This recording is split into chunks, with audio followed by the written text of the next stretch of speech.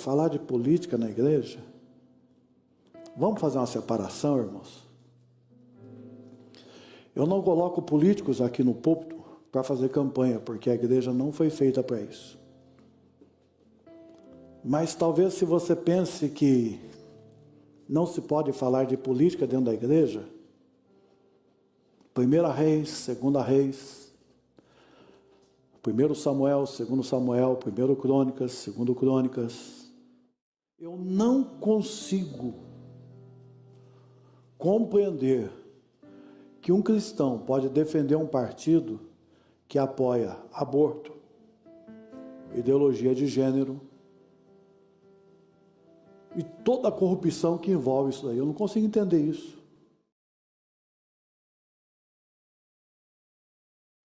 Neemias capítulo 4, nos diz assim a palavra de Deus: sucedeu que, ouvindo Sambalate que edificávamos o muro, ardeu-se em ira, indignou-se muito, e escarneceu dos judeus, e falou na presença dos seus irmãos do exército de Samaria, e disse: que fazem esses fracos judeus? Permitir-se-lhes ia isto? Sacrificarão? Acabá-lo-ão num só dia? Vivificarão dos montões, do pó, as pedras que foram queimadas? E estava com ele Tobias, o amonita, e disse: ainda que edifiquem, vindo uma raposa, derrubará facilmente o seu muro de pedra. Ouve ao nosso Deus, que somos tão desprezados, e caia no seu opróbrio sobre a sua cabeça, e faze com que seja um despojo numa terra de cativeiro. E não cubras a sua iniquidade, e não se risque diante de ti o seu pecado, pois que continuamente irritaram de fronte dos edificadores. E assim edificamos o muro, todo o muro se cerrou até a metade, porque o coração do povo inclinava a trabalhar. E sucedeu que, ouvindo Sambalate, Tobias e os arábios, os amonitas e os astoditas, que tanto iam crescendo a reparação dos muros de Jerusalém, que já as roturas se começavam a tapar, iraram-se de sobremodo e ligaram-se entre si para virem guerrear contra Jerusalém e para desviarem do seu intento. Porém nós oramos ao nosso Deus e pusemos uma guarda contra eles de dia e de noite por causa deles. Então disse Judá: já desfaleceram as forças dos acarretadores, e o pó é muito, e nós não podemos edificar o muro. E disseram, porém, os nossos inimigos: nada saberão disso, nem verão, até que entremos no meio dele e os matemos, e assim faremos cessar a obra. E sucedeu que, vindo os judeus que habitavam entre eles, 10 vezes nos disseram de todos os lugares que tornavam a nós, pelo que pus guardas nos lugares baixos por detrás do muro e nos lugares altos, e pus ao povo pelas suas famílias e com as suas espadas e com as suas lanças e com os seus arcos. E olhei e levantei e disse aos nobres e aos magistrados e ao resto do povo: não temais, lembrai-vos do Senhor grande e terrível, e pelejai pelos vossos irmãos, pelos vossos filhos, vossas mulheres, vossas casas. E sucedeu que, ouvindo os nossos inimigos, que já o sabíamos, e que Deus tinha dissipado o conselho deles, todos voltamos ao muro, cada um à sua obra. E sucedeu que, desde aquele dia, a metade dos seus moços trabalhavam na obra, e uma da metade tinha lança nas mãos, e os outros escudo, arcos e as coraças, e os chefes estavam por detrás de toda a casa de Judá. E os que edificavam o muro, e os que traziam as cargas, os que carregavam, cada um com uma mão fazia a obra, e a outra tinha armas. E os edificadores, cada um trazia a sua espada cingida nos lombos, e edificavam, e o que tocava a trombeta estava junto comigo. E disse eu aos nobres e aos magistrados, e ao resto do povo: Grande e extensa é a obra, e nós estamos apartados no muro, longe um dos outros, no lugar onde ouvires o som da buzina. Ali ajuntareis convosco. O nosso Deus pelejará por nós. Assim trabalhávamos na obra, e a metade deles tinha as lanças, desde a subida da alva até o subir das estrelas. Também naquele tempo disse ao povo: cada um com o seu moço fique em Jerusalém, para que de noite nos sirvam de guarda e de dia na obra. E nem eu, nem meus irmãos, nem meus moços, nem os homens da guarda que me seguiam largávamos os nossos vestidos, cada um ia com as suas armas, até mesmo para beber água. Eu dei uma paradinha com o estudo expositivo de Apocalipse para tratar de um assunto bem urgente. E talvez você até possa falar: pastor, falar de política na igreja? Vamos fazer uma separação, irmãos? Eu não coloco políticos aqui no púlpito para fazer campanha, porque a igreja não foi feita para isso. Mas talvez, se você pense que não se pode falar de política dentro da igreja, 1 Reis, 2 Reis, 1 Samuel, 2 Samuel, 1 Crônicas, 2 Crônicas, o livro de Juízes, são todos livros que só tratam de vida política. E está na Bíblia. Então não vou falar de política, eu vou continuar pregando Bíblia. Esdras trata da restauração espiritual de Israel. Neemias trata de política. E nós estamos vivendo um momento ímpar. João Batista, o profeta, ele confronta Herodes, ainda que perdeu o seu pescoço por causa disso. Mas ele confronta o pecado de Herodes. E nós estamos vivendo aqueles dias em que a gente já não sabe o que é direito mais. Por que a gente não sabe o que é direito? Mais de 30 juízes julgaram que Lula estava errado, que ele havia desviado dinheiro. Pessoas e empresas devolveram parte daquilo que foi roubado, que foi desviado. Será que existe uma prova maior que coisas foram desviadas, que coisas foram roubadas, do que pessoas devolverem aquilo que foi roubado, aquilo que foi desviado? Aí um belo dia, um faquinho da vida se levanta e fala: não, está tudo errado, julgou, a pessoa que julgou não podia ter julgado, é outra pessoa que podia ter julgado, e anulou toda a condenação. Não provando que ele era inocente, mas apenas engavetando para empurrar com a barriga mais um pouco, para jogar mais à frente. Estamos vendo um Supremo Tribunal que agora está fazendo leis, coisa exclusiva do parlamento. Quem faz leis é os deputados, os senadores, e as aprovam. Eles são os guardiões da lei. Eles estão lá para dar a interpretação da lei e falar: olha, é assim que tem que fazer. E no ser guardião da lei, o que está acontecendo hoje? Nós vamos julgar aquele violão, então a lei pode. Nós vamos julgar a bateria, aí muda o entendimento da lei. Não. A lei pode condenar o violão, mas não pode condenar a bateria, porque a bateria é minha amiga. Um dia tem um entendimento, outro dia tem outro. E se nós não nos posicionarmos, se nós não marcar posição realmente, a gente corre o risco de mais cedo ou mais tarde se tornar uma Argentina, a chamada Europa da América do Sul. Os argentinos, eles tinham a convicção que eles eram europeus. Hoje estão mendigando, estão passando necessidade. O país mais rico da América do Sul, que era a Venezuela, pelo tanto de petróleo que tinha, muitos que moravam na divisa entre Brasil e Venezuela iam abastecer lá, porque a gasolina lá era mais barata que a água aqui no Brasil.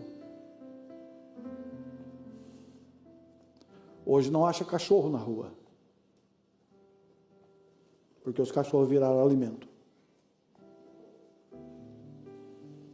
E se nós não nos posicionarmos, irmãos,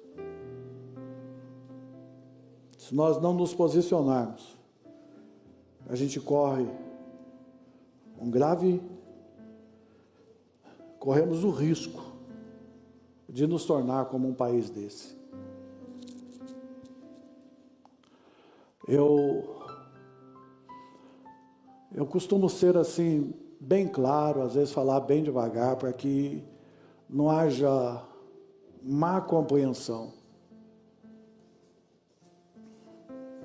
Mas entenda bem, eu não consigo compreender que um cristão pode defender um partido que apoia aborto, ideologia de gênero e toda a corrupção que envolve isso daí. Eu não consigo entender isso.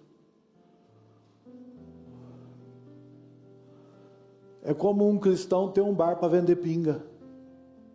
Nós orando para Jesus libertar e ele vendendo pinga lá fora. Aquele ora para libertar e lá e fala, vamos tomar uma aí, irmão? Não é pinga não, viu gente? É água. Né? Então parece coisa de doido. Então eu não consigo entender isso. Eu acho o Bolsonaro 100% certo? Não. Ele é um ser humano falho, como qualquer outro. Mas os princípios que ele defende, eu defendo. Eu, por muitas vezes, já disse para muitas pessoas que no lugar do Bolsonaro, eu tomaria café todo dia com Alexandre Garcia. Aquele jornalista, já deve ter mais de 80 anos. Eu, no lugar dele, tomaria café todo dia com Alexandre Garcia. E no café eu falaria para o Alexandre Garcia, eu estou querendo fazer isso. Agora você coloca isso em palavras para o povo. Porque quando ele vai colocar em palavras,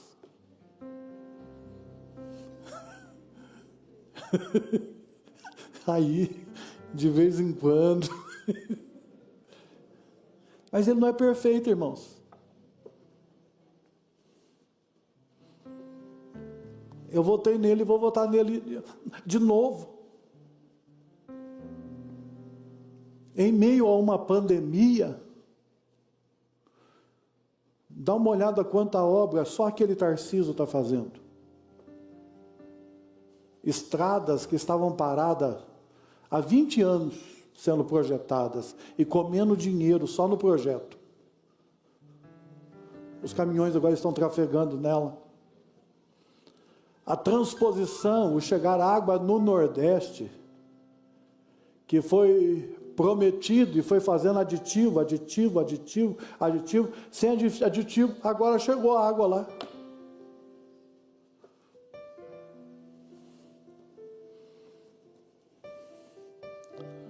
Nós estamos vivendo esses dias aqui. Ultimamente, eu estou assistindo pouco o jornal. Porque os jornais estão me deixando irado.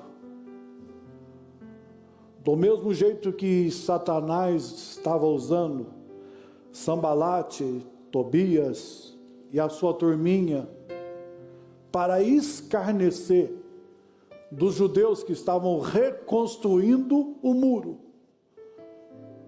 Satanás está usando o jornalista para escarnecer de tudo aquilo que é certo.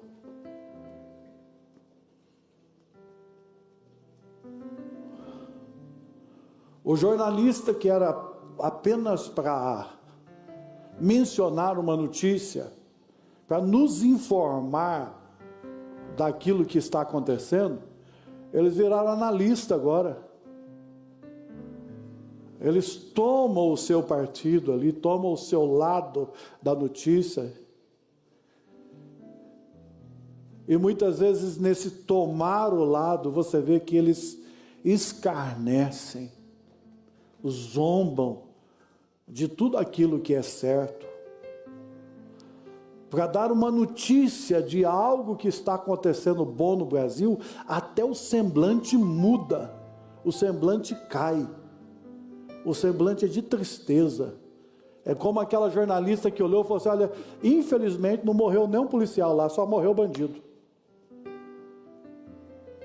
Infelizmente nesse confronto só morreu bandido, não morreu um policial.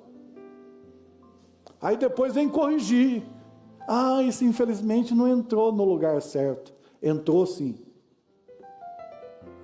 Entrou nos ouvidos daquele que está atento ao que está acontecendo à nossa volta.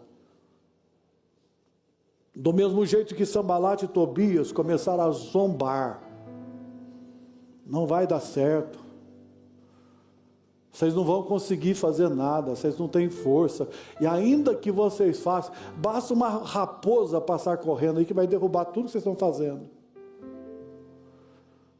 A zombaria continua do mesmo jeito.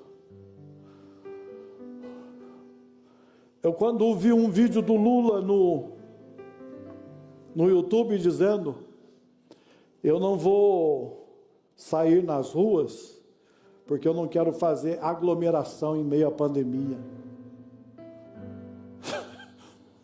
Gente, tem que ter estômago para ouvir um trem desse. Tem que ter estômago para ouvir um trem desse. Quando você vê o Datafolha dizendo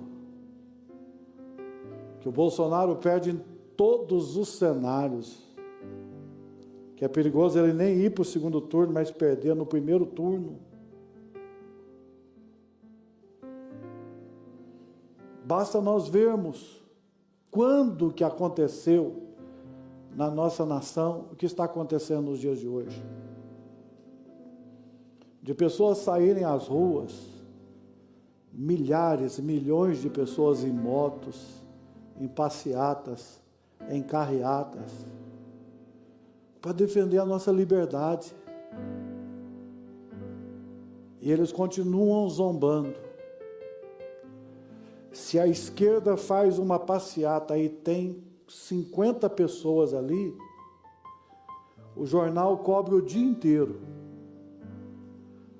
Mas se a direita faz uma passeata pedindo ordem, para você achar uma linha nos jornais, é a maior dificuldade. É o mundo em que nós estamos vivendo hoje.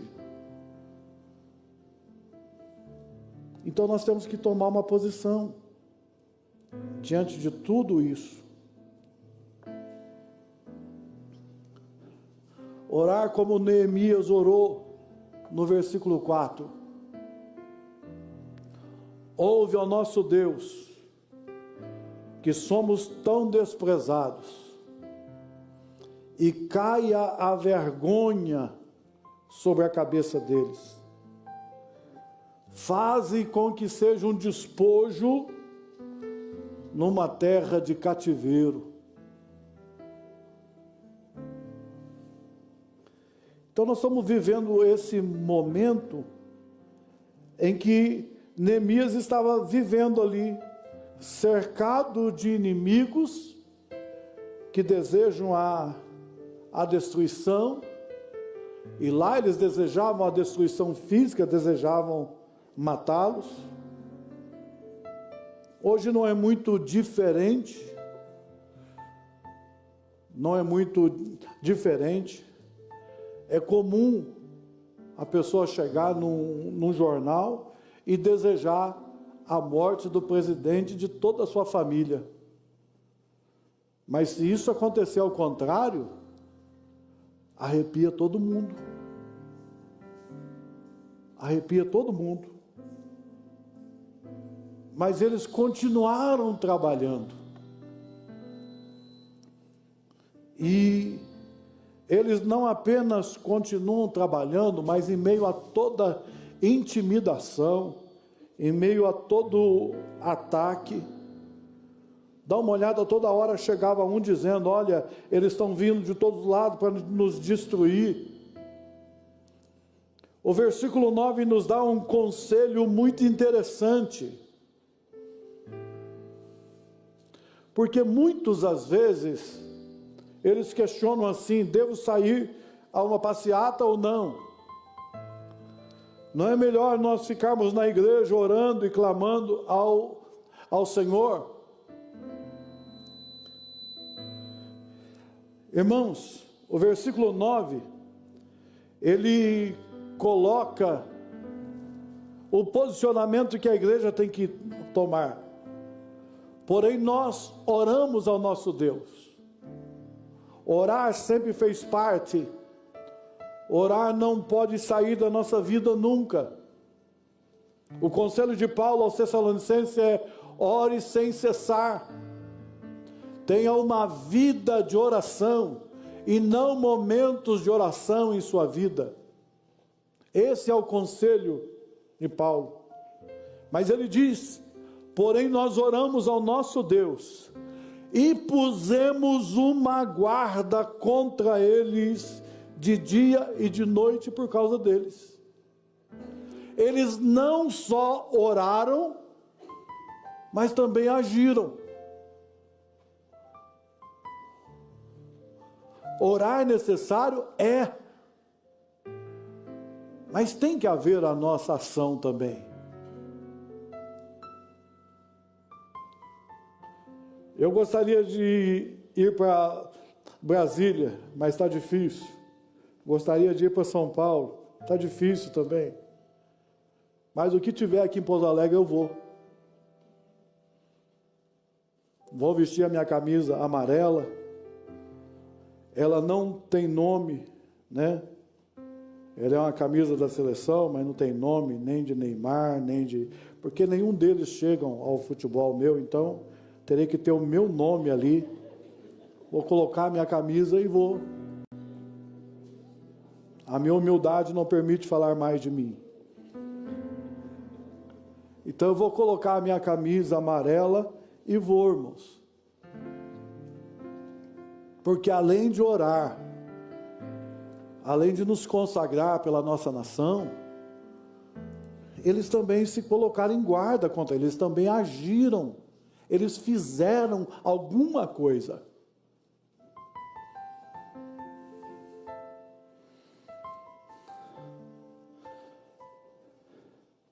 Olha só o versículo 10. Então disse Judá: o desânimo está chegando. É comum, eu tenho ouvido muitas pessoas às vezes falar: olha, tudo que tenta dar errado, parece que estão tão armados, está tão impregnado que parece que não há o que fazer. É comum, em meio às dificuldades, o desânimo tomar conta de alguém. Mas quando alguém chegar desanimado perto de você, peça para o Espírito Santo te colocar uma palavra de ânimo, para que o desânimo não chegue ao teu coração, mas para que você possa animar aquele que está desanimado. Enquanto Judá chega e fala: olha, eu desanimei, as minhas forças acabaram, tem muito pó para carregar. Nós não conseguimos. Quando os inimigos souber o estado de espírito que nós estamos, eles vão vir com tudo e vão nos arrasar. Porque não tem condições. Irmão, se eu tiver que tombar um dia, eu quero tombar lutando. Tombar lutando. Outro dia eu senti uma inveja santa. Eu estava vendo um vídeo de um pregador que, quando ele termina de pregar, a mensagem, o seu coração para de bater e uma parada cardíaca fulminante, o Senhor o leva. Eu disse: Senhor, eu não quero morrer, eu quero ser arrebatado. Mas se eu tiver que provar a morte, que seja assim. Depois de pregar uma mensagem, de glorificar, de exaltar o Senhor, puf. E a igreja vai vir: nossa, ele era tão bonzinho. Que a coisa gostosa, né? Que falta que ele vai fazer. Que a coisa toda, né?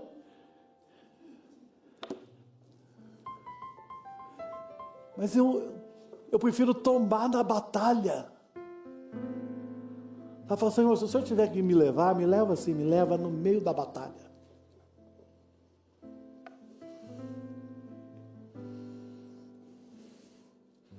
Se nós permitirmos que aqueles que estão desanimados, eles continuem espalhando o seu desânimo, quando você quer ver, o ânimo de todo o povo vai caindo. Dali um pouquinho um vai concordando com o outro, e vamos chegar lá nos espias, nos 12 espias que foram ver a terra. Josué e Caleb estavam animados. Josué e Caleb falam: olha, eu só me lembro do tamanho do cacho de uva. Eu me lembro das romãs. Eu me lembro que a palavra de Deus é verdadeira e que aquela terra mana leite e mel. E os outros 10? Olha, os gigantes nos olhavam e dava até para a gente saber o que eles estavam pensando. Eles estavam olhando e nos enxergando como gafanhoto. E você acredita que eu me senti um gafanhoto? E eles conseguiram desanimar o povo. Eles não foram repreendidos, mas foi permitido que eles disseminassem aquele desânimo entre o povo. Isso resultou 40 anos de deserto. Deus falou: enquanto não morrer todo mundo, enquanto eu não matar todo mundo, vocês não vão entrar na terra prometida. Apenas os de 20 anos para baixo, e Josué e Caleb tiveram o direito de entrar lá. Mas o restante morreu tudo pelo caminho, porque o desânimo tomou a todos. Então não é tempo de desanimar, é tempo de nos levantarmos e olhar para aquele que está desanimado, pegar lá o livro do profeta Isaías, a palavra de Isaías: diga ao fraco, você que é forte, diga ao fraco: eu sou forte. Nós vamos ajuntar, nós vamos dar o ombro um ao outro e nós vamos chegar lá.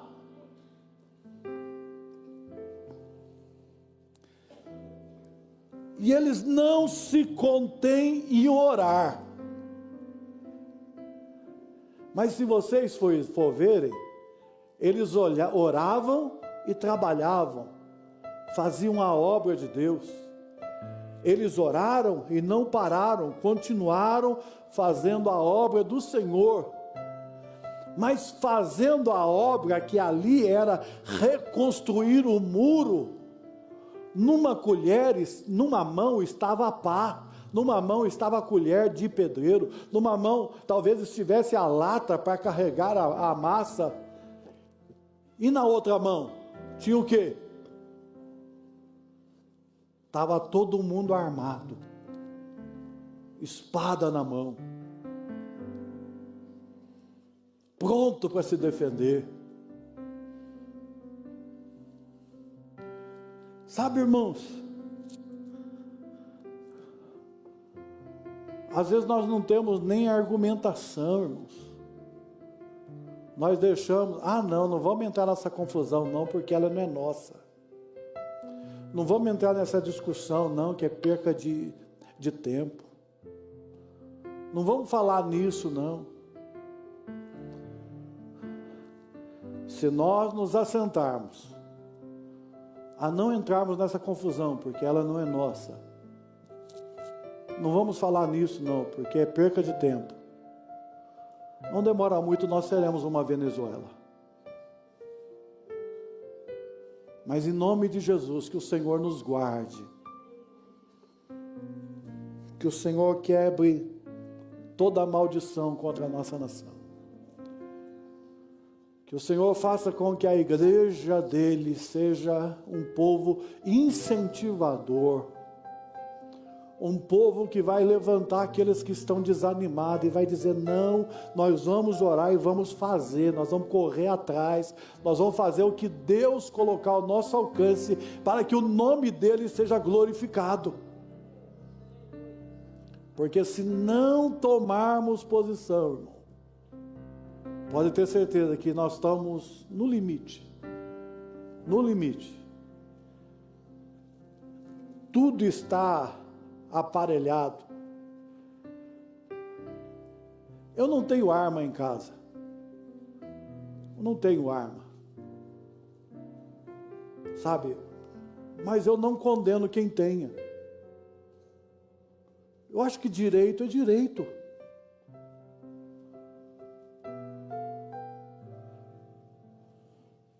Se a pessoa ela tem condição psicológica para ter. E olha que eu até tenho condição psicológica, eu fui treinado para isso. Eu tive um bom tempo como militar, então sei manusear arma, desde uma 9mm até um obus, eu fui treinado a manusear isso. Tive um tempo no exército, como o meu curso era NBOR, era para oficial, então a gente treinou em tudo quanto é isso. Já dei tiro de lança-rojão, de ponto .50, de mates, o que tinha lá a gente fez uso, aprendemos a manusear aquilo, tenho a cabeça no lugar, mas não achei necessário eu ter uma ainda. Mas o fato de eu achar que eu não posso ter, eu vou impedir aquele que tenha? Que liberdade que é essa?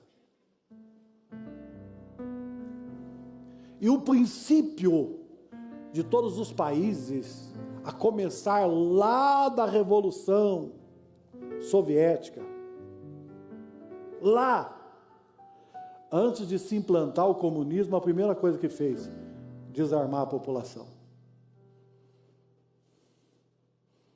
Esse princípio já foi usado lá, e depois foi usado na China, foi usado na Venezuela, e já estava sendo usado aqui na nossa nação. Que Deus nos guarde, que o Senhor nos guarde, e que o Espírito Santo possa abrir os seus olhos. Eu vou usar uma palavra aqui, por favor, não entenda ela mal. Só orar não é suficiente. É tempo da igreja tomar posição. É tempo da igreja fazer alguma coisa. É tempo da igreja ter o seu posicionamento marcado. É tempo da igreja, sabe, ser o povo animado, ser aquele que levanta os que estão desanimados.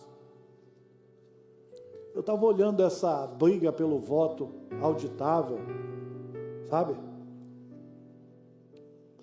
Por que eu não quero que o meu voto seja auditável? O que pode levar uma pessoa a dizer, eu não quero auditar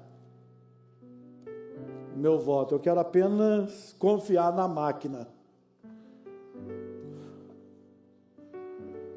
Os computadores da CIA, que é uma das maiores agências de inteligência do mundo, muitas vezes são invadidos. Computadores da NASA, são invadidos.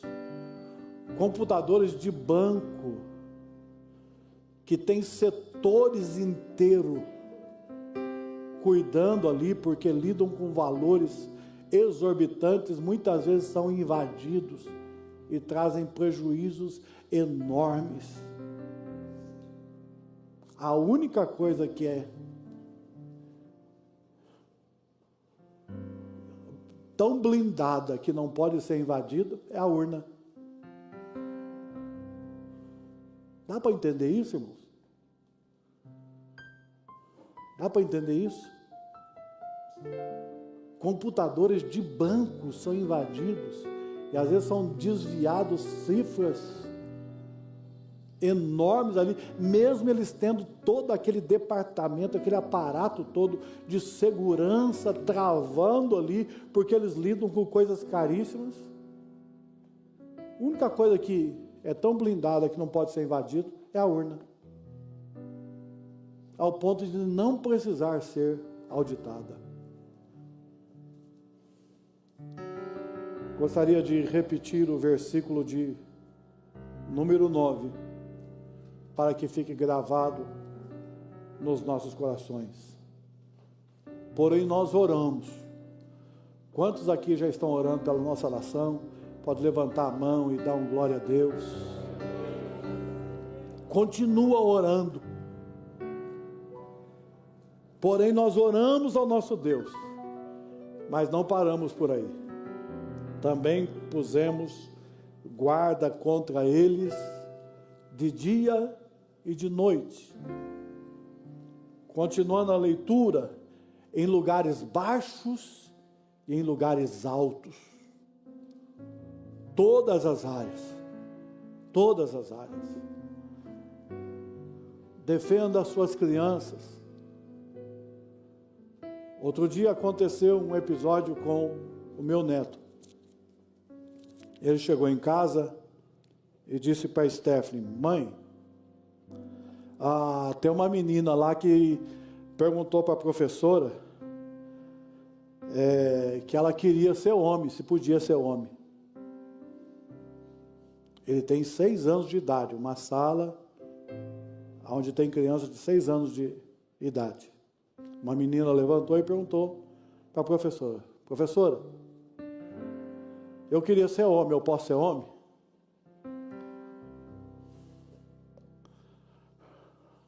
Graças a Deus, os meus netos estão estudando numa escola onde tem princípios bíblicos. Eles estudam na escola adventista, escola com princípios bíblicos. Aí, aqui nós ainda não temos, na minha cidade tem escola batista, escola presbiteriana. A Mackenzie, por exemplo, é uma faculdade presbiteriana. Mas enfim, eles estudam numa escola onde tem princípios bíblicos. Se fosse numa escola comum, qual seria a resposta? Qual seria a resposta? Você pode ser o que você quiser. Poxa, a gente não pode traumatizar a criança.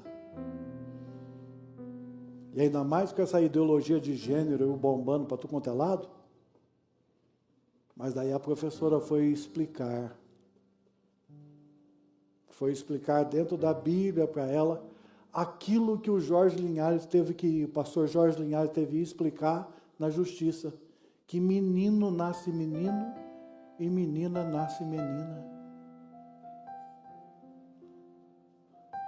Eu não tenho preocupação nenhuma com um adulto que toma a decisão de fazer do corpo dele o que ele quiser. Porque depois de adulto, cada um é dono do seu nariz, cada um é responsável pelas suas ações. E eu enxergar aquilo como certo e como errado, não vai mudar nada, porque ele sendo adulto, ele tem direito a fazer as suas escolhas. Embora todas as escolhas tenham as suas consequências, mas ele tem direito a fazer as suas escolhas. Mas querer inculcar isso nas crianças, querer destruir a infância, querer ensinar ideologia de gênero para criança de 4, 5 anos. Imagine se o Brasil chegar ao ponto que chegou a Escócia agora. A Escócia, que foi uma aguerrida no Evangelho. Imagina a Escócia agora, é lei. Uma criança de 4 anos, ela pode chegar na escola e, sem o consentimento dos pais, escolher como ela quer ser chamada e como ela quer ser tratada. Uma criança de 4 anos. Ela pode chegar lá e pedir para mudar o nome dela. Por exemplo, ela é um menino, ela pode chegar lá, mudar o nome para menina e ser tratado como menina sem o consentimento dos pais. Uma criança de 4 anos. Ou, se é uma menina, chegar lá e ser tratada como menino, ser chamado como menino, sem o consentimento dos pais. Será que nós vamos esperar chegar um absurdo desse para nos posicionarmos? Que o Senhor Deus guarde a nossa nação. Que o Senhor Deus permaneça com as suas mãos estendidas sobre nós. Mas como eu já disse, ore. Mas oração, ela tem a parte que é orar e tem a parte da ação. Tem a parte que é agir. Seja completo. Defenda os seus princípios. Sabe? Como eu já disse, eu preferia Bolsonaro calado, mas ele é o que é, do jeito que ele é, e talvez ele foi escolhido para ele é o que é, porque talvez se não fosse um louco como ele é, nem seria doido de enfrentar o que ele está enfrentando.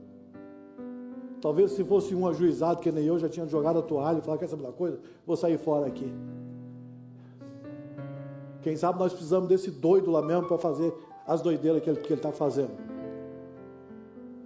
Mas ainda que você não concorde 100%, analisa os princípios que ele defende.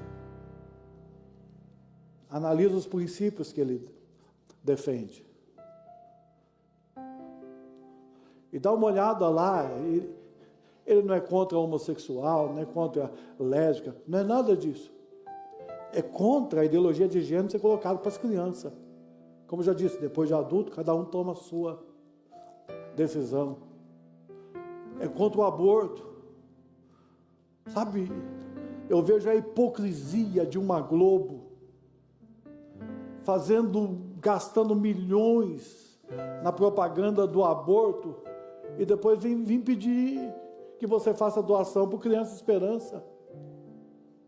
Primeiro quer matar e depois quer conservar os que não foram mortos. Até onde vai essa loucura? Que o Senhor guarde a nossa nação. Nos coloquemos de pé. Vamos orar. Vamos começar pelo princípio. Oração. E depois eu sei que nós temos as nossas atitudes. E como eu já disse, cada um é responsável por si. Cada um é dono do seu nariz. Muitas vezes eu explico para as pessoas, pastor é conselheiro, pastor não é pai. Pai olha e diz, faça assim. E se o filho não fizer, ele pega a cinta e faz fazer. Isso pai, né? Não é pai banana, né? Pastor é conselheiro. Pastor aconselha. Mas cada um que ouve pode falar e dizer, esse conselho serve para mim, esse conselho não serve. Que o Senhor nos dê a graça, que o Senhor abra o nosso entendimento e que a gente possa fazer o que é preciso fazer enquanto é tempo. Enquanto é tempo. Porque se chegar ao ponto de 2 bigodudos chegar na minha frente aqui para eu fazer o casamento, vocês vão ter que levar a bolachinha para mim lá no casarão. Ou se chegar 2 mulheres aqui para eu fazer o casamento, vocês podem preparar para levar a bolachinha para mim lá no casarão, porque não dá para sujeitar isso. Primeiro vem o reino e a sua justiça. Primeiro o reino e a sua justiça. Como Pedro disse, convém primeiro obedecer a Deus e depois ouvir os homens. Comece a orar pela nossa nação nessa hora, em nome de Jesus. Abre os teus lábios. Orar pela nação é orar pela sua família, é orar por você. Aleluia. Abra teus lábios.